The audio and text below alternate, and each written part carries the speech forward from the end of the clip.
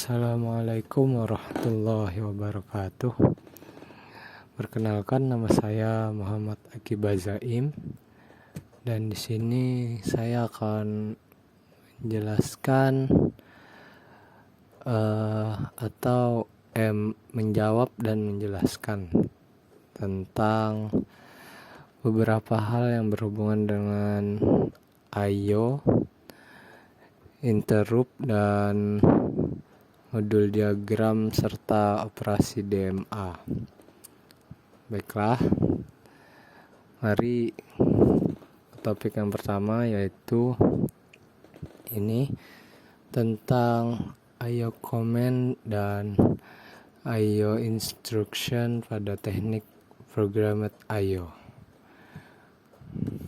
Baik, bisa dilihat pada slide di sini bahwa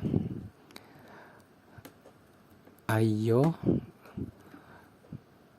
merupakan instruksi I/O merupakan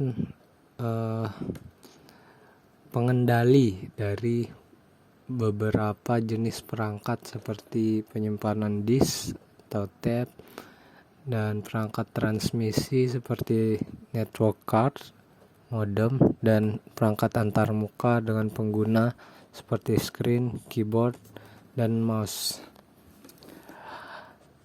Akan tetapi pendapat tentang I/O ini berbeda-beda bagi setiap orang.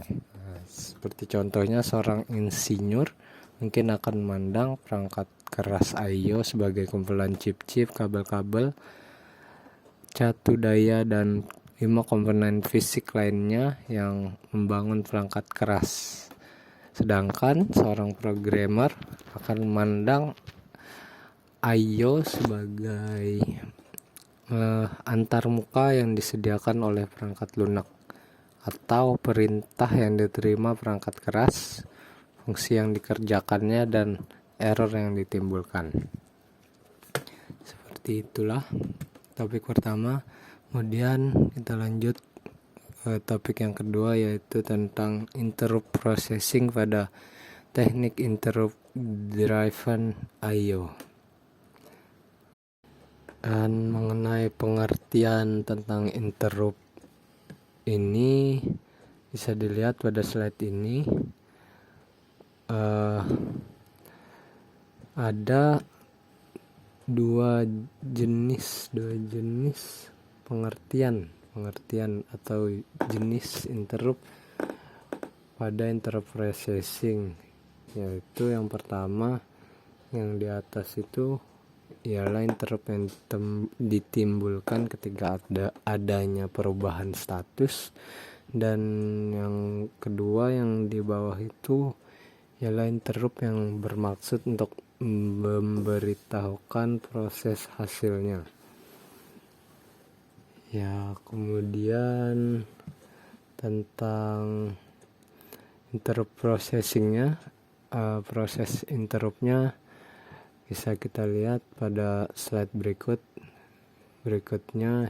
Ini jadi di sini menggambarkan bahwa dimulainya proses itu dari pengambilan instruksi, lalu kemudian dieksekusi, dan apabila interupsinya diizinkan, maka berlanjut ke pemeriksaan interupsi dan eksekusi interupsinya. Kemudian bila sudah, maka mengulang lagi dari proses pertama ke status-status yang lain atau proses-proses yang lain. Tapi bila di tengah-tengah eksekusi instruksi interupsinya ditolak, maka di halt ya. Kemudian topik berikutnya ialah tentang menjelaskan tentang fungsi modal diagram dan operasi DMA. Yang pertama,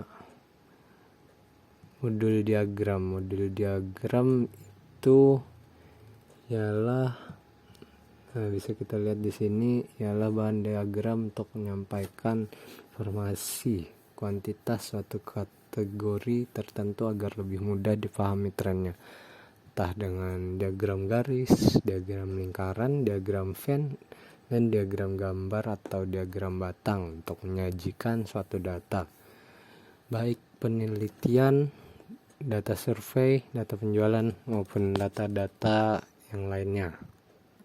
Dan kemudian tentang operasi DMA, ya kita lanjut ke slide berikutnya ini. Nah, jadi DMA itu ialah kepanjangan dari Direct Memory Access.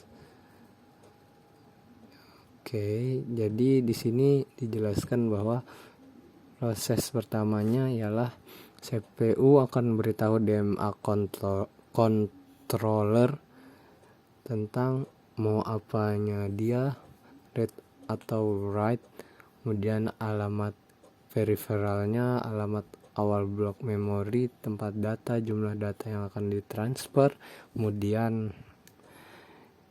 proses selanjutnya yaitu CPU menjalankan pekerjaan lainnya. Kemudian DMA controller melaksanakan operasinya, dan kemudian yang terakhir DMA controller akan mengirimkan interrupt ke CPU saat seluruh operasi selesai. Ya. Oke, mungkin cukup sekian penjelasan dari saya, kurang dan lebihnya mohon maaf. Wabillahi taufiq wal hidayah, waridho wal inayah. Wassalamualaikum warahmatullahi wabarakatuh.